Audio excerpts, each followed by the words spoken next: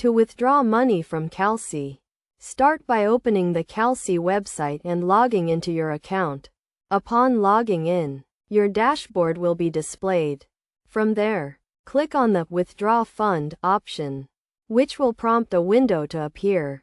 In this window, enter the amount you wish to withdraw and select your preferred payment method. Once you have filled in these details, click the Review button. This will bring up another window where you can review your transfer, including the payment method, withdrawal amount, and any applicable fees, as well as the amount that will be deposited into your bank account.